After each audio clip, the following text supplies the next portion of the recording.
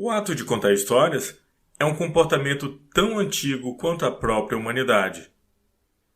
Podemos dizer até que só depois de desenvolvermos as habilidades imaginativas, aquelas que nos tornam capazes de contar histórias, é que passamos de fato ao status de seres humanos.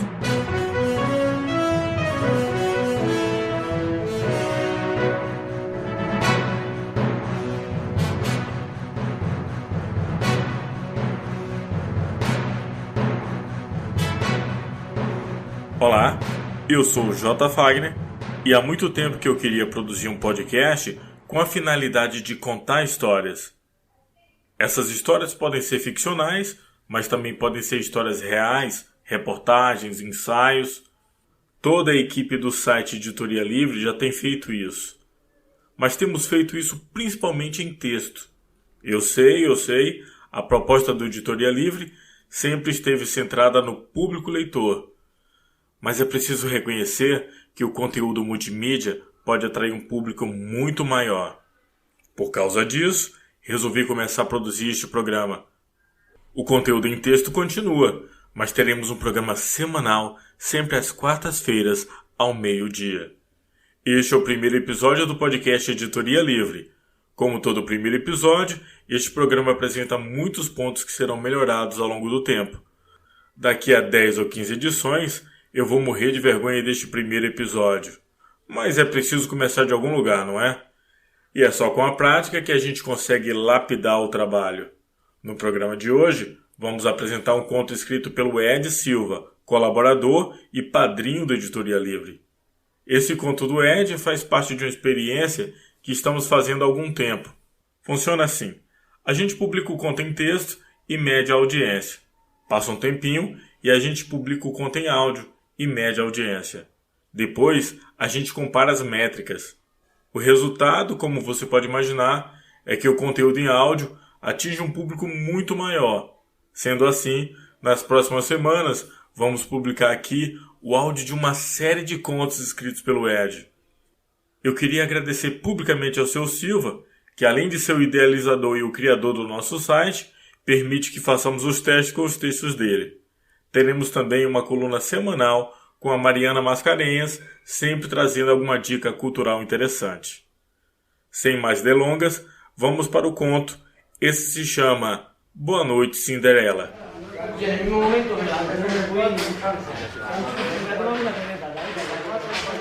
Sentado no canto do balcão, eu tentava apreciar o meu Stray Bourbon enquanto ouvia dois jovens conversando.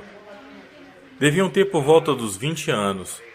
Me fizeram lembrar da época em que eu também bebia cerveja apenas para matar a sede e acompanhar as porções de batatas fritas. A conversa girava em torno de carros, viagens e garotas. Do nada, começaram a falar sobre o drink Boa Noite Cinderela, que é usado para drogar pessoas. O pavor deles era acordar numa banheira sem os rins, fígado ou sem o coração.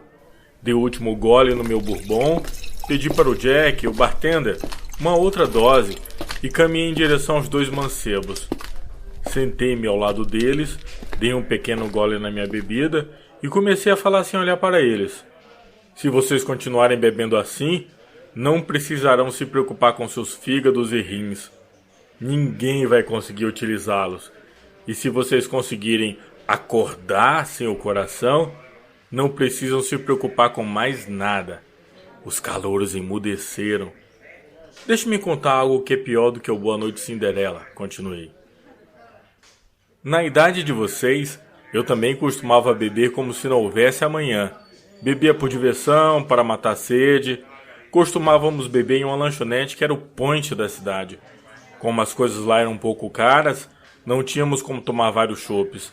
A nossa alternativa, minha, do Emílio e do Amarildo, ambos amigos do trabalho, era passar antes numa pizzaria Copo Sujo e forrar o estômago. A pizzaria ficava no corredor e tínhamos que comer em pé, de frente para o balcão. Não tinha espaço para cadeiras ou bancos. Mr. Miyagi, apelido que demos ao chinês proprietário, gostava da nossa presença porque não nos importávamos com os mosquitos nem com a falta de higiene do local. A pizza era boa e barata. Posso garantir que boa parte da minha imunidade foi adquirida naquele local. Com o estômago forrado e gastando apenas 3 dinheiros, íamos para o ponte da cidade, pagar de bacana, como vocês dizem hoje em dia. E lá ficávamos até fechar ou acabar o dinheiro. Os garçons nunca entenderam porque não tínhamos fome, mas, como recebiam boas gorjetas, sempre nos trataram bem. Certa noite, enquanto o garçom servia uma nova rodada, Amarildo se levantou para ir ao banheiro. De frente para mim, do outro lado da rua, havia uma farmácia. Eu, olhando para a farmácia e ao mesmo tempo para o copo do Amarildo, resolvi pregar uma peça. Pedi para o Emílio correr, atravessar a rua e comprar um laxante. Falei para comprar o mais forte que tivesse. Ele correu até lá sem pensar 2 vezes, pois já sabia o que eu tinha em mente. Foi numa perna e voltou na outra. Abri rápido a embalagem e dei uma cheirada para ver se era possível identificar só pelo odor. Só de cheirar, senti vontade de soltar um peido. Falei para o Emílio ir ao banheiro, segurar o Amarildo enquanto eu batizava o chope dele. Antes de executar o plano, dei uma lida nas instruções. Bastavam 3 gotas para o rebostério sair à velocidade da luz. Coloquei umas 10, mexi com o dedo e o chope não perdeu nem a tonalidade. Por via das dúvidas, adicionei mais 10. Guardei o frasco que já estava pela metade e fiquei aguardando meus amigos voltarem. Como demoraram e o copo do Emílio também estava dando sopa, pensei, por que não? Taquei mais 20 gotas no outro copo. Seria engraçado ver os dois correndo para o banheiro disputando o vaso. Minutos depois, os dois voltaram e começaram a beber como se nada tivesse acontecido. Eu ria da situação. Emílio também ria porque havia participado do engodo, e o Amarildo ria por causa do efeito de tantas bebidas. Algumas horas se passaram e nada aconteceu. 2 possibilidades vieram à minha mente. A farmácia havia vendido remédio vencido, ou a imunidade que havíamos desenvolvido na pizzaria do Mr. Miyagi era muito forte. Depois de mais alguns copos, era hora de irmos embora. Me despedi dos dois e cada um foi para sua casa. Terminei a noite frustrado, sem poder dizer, como havia planejado, "Boa noite, diarreia!", frase que pensei enquanto os esperava voltar do banheiro. Como trabalhávamos na mesma empresa, tinha esperança de rir no dia seguinte.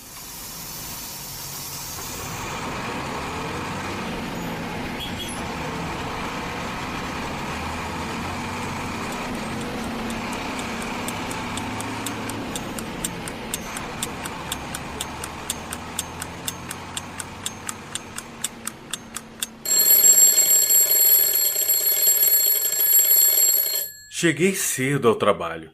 Tinha medo que algo acontecesse e eu não estivesse lá. Primeiro chegou Emílio, o comparsa da armação. Sua fisionomia estava serena. Nenhum sinal de que o remédio fizera efeito. A única coisa de diferente do habitual era que ele tinha ido trabalhar de calça moletom. Até hoje não soube explicar o motivo dessa mudança. Eu queria crer que era pela facilidade de arriar na hora de ir ao banheiro. Ele deve ter descoberto a bola nas costas da pior maneira. Mas o nosso lema sempre foi: perdemos a amizade, mas não a piada. Então, seria questão de tempo até ele devolver da mesma moeda. Logo chegou Amarildo, mas ele também não comentou nada durante todo o dia. Deixou para contar à noite, logo após sairmos do Mr. Miyagi.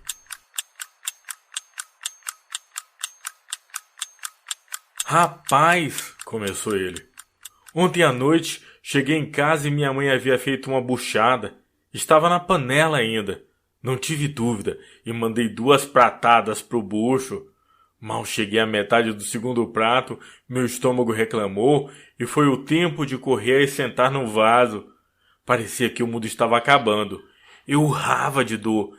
Minha mãe perguntou, "O que foi, filho?" E eu respondi que foi a buchada estragada que tinha acabado de comer. "Joga fora essa porcaria", gritei entre os intervalos da cólica. Contou num tom de voz de amolecer o coração. Eu tive que fazer esforço para não rir. Aquele era o momento de dar apoio, mostrar preocupação. Minha perna ficou cheia de manchas, de tantos beliscões que eu me auto-infligi na esperança de conter o riso. Emílio, a julgar pela sua fisionomia, Parecia entender a dor e o sofrimento que o nosso amigo havia passado. Amarildo concluiu sua narrativa, contando que a mãe dele jogou fora a buchada e que ele passou a noite inteira tomando chá de boldo, mas que já estava bem e nunca mais iria comer buchada, que era seu prato favorito. Fomos para a nossa lanchonete e logo estávamos rindo como se nada tivesse acontecido. A partir daquele dia, comecei a tomar todos os cuidados possíveis, pois sabia que um dia eu poderia provar do meu próprio veneno. Digo, remédio, o boa noite diarreia. O ato de pedir um novo chopp quando íamos ao banheiro, muito normal entre nós, ficou para depois que voltássemos. Todo esse cuidado era para garantir que não tivéssemos nenhuma surpresa. Passei a nunca deixar o copo com chopp sozinho. Isso valia para qualquer ocasião. Até mesmo no trabalho foi preciso dobrar a atenção. Evitava deixar água, refrigerante, suco ou qualquer coisa que fosse num copo sem nenhuma vigilância. Nesse instante da minha narrativa, olhei para os jovens. Eles estavam mudos e pareciam duvidar da minha história. Chamei o Jack e pedi para servir 3 doses de bourbon. Falei para eles: não se preocupem, é por minha conta. Pelo modo como pegaram no copo, eu percebi que nunca haviam tomado uma bebida de qualidade.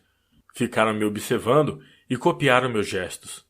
Mas como o senhor sabe que isso é pior que o Boa Noite Cinderela? Perguntou um dos mancebos. Dei um novo gole no meu drink e retomei a narrativa. Era 5 de junho, uma sexta-feira. O ano era 1987. Já estávamos na lanchonete havia algumas horas, esperando dar o horário em que chegaria o último ônibus da madrugada. Caso alguém perdesse o madrugueiro das 2 horas, só poderia pegar outro às 6 horas da manhã. Ninguém se arriscava a perder, mas ficávamos até o horário limite e aí nos despedíamos. Como de costume, sentei lá no fundão, pois a viagem era longa.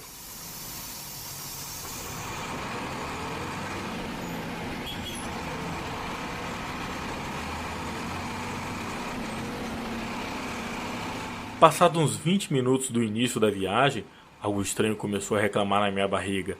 Não levei muito a sério porque sabia que as pizzas do Mr. Miyagi geralmente me davam prisão de ventre. 3 minutos depois da primeira reclamação, a coisa começou a ficar séria. Comecei a suar frio, mas ainda faltavam uns 30 minutos para chegar em casa. Na madrugada de sexta-feira para sábado, tudo fechado, sem chances de achar um bar, algum estabelecimento aberto para que eu pudesse usar o banheiro. Se eu descesse no meio do caminho, a caminhada para casa seria longa.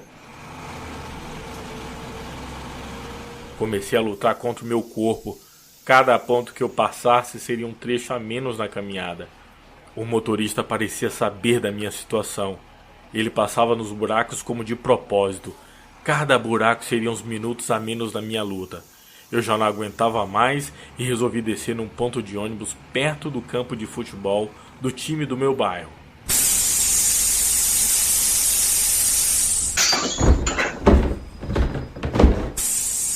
Não me importei com a possibilidade de ter que caminhar mais de 1 hora. Naquele momento, eu só queria achar uma moita. Comecei a correr em direção ao campo e mal cheguei na primeira trave. Foi o tempo de abaixar a calça.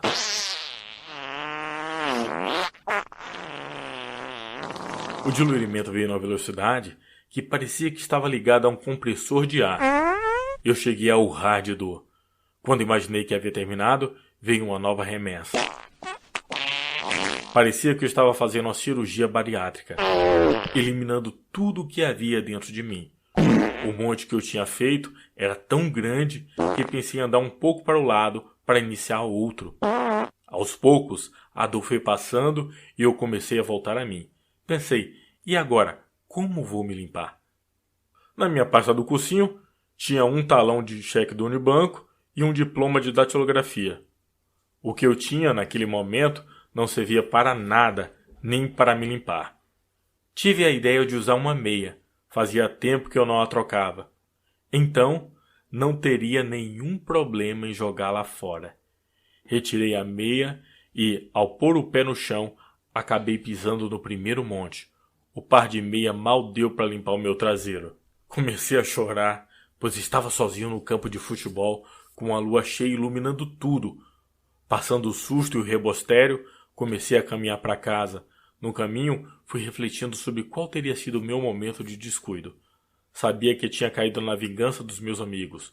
E, a julgar pela dor, a dose tinha sido para elefante. No mundo, o homem pode perder a mulher, perder o emprego, perder tudo. A única coisa que ele não pode perder é a dignidade.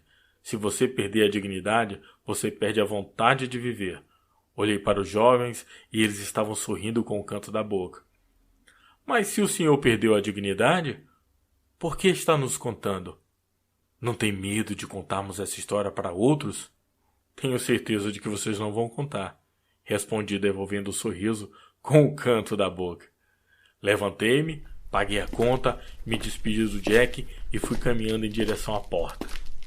Como o senhor tem tanta certeza? Insistiu o rapaz.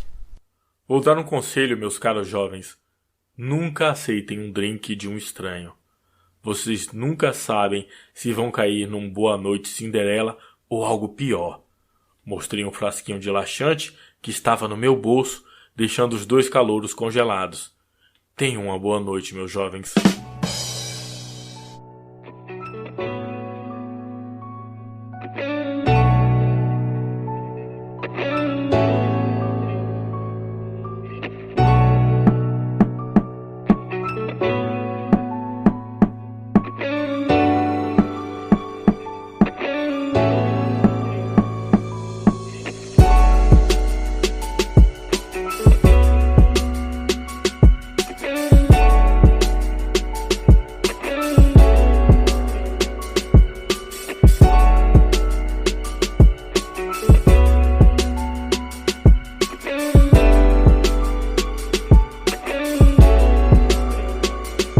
E esse foi o conto Boa Noite Cinderela, escrito pelo nosso amigo Ed Silva.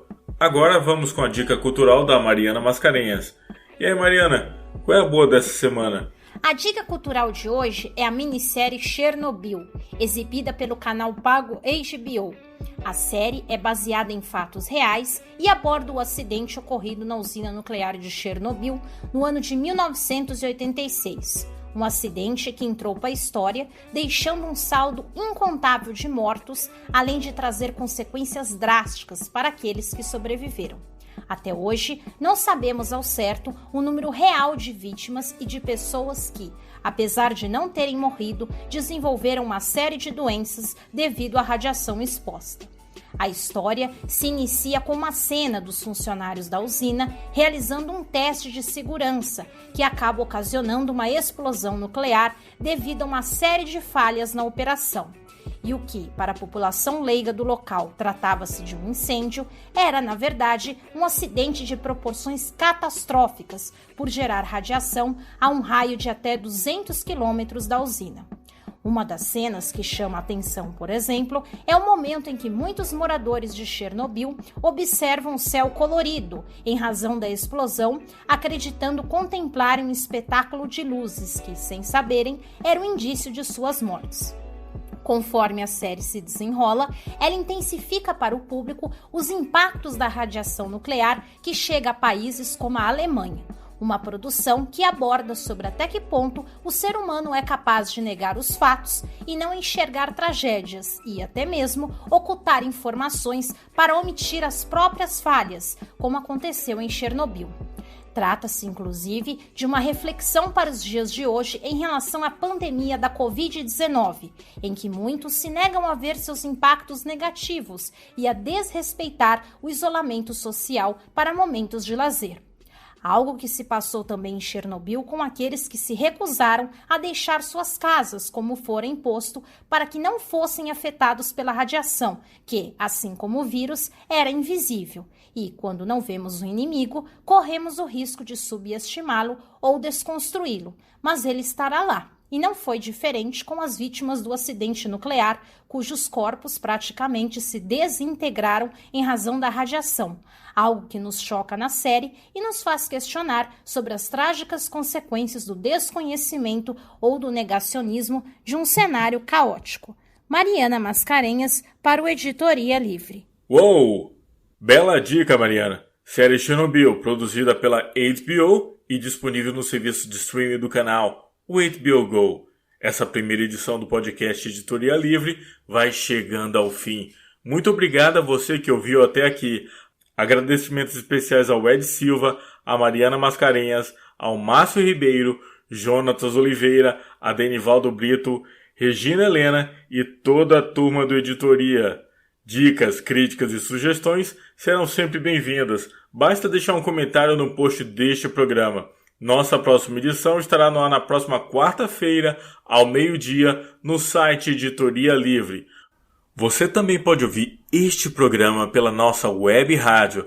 Basta acessar o site editorialivre.com.br e navegar até a aba Rádio. O programa é transmitido às terças-feiras, 8 horas da noite, um dia antes de publicarmos no site. Muito obrigado pela audiência e pela paciência. Até semana que vem. Tchau, tchau!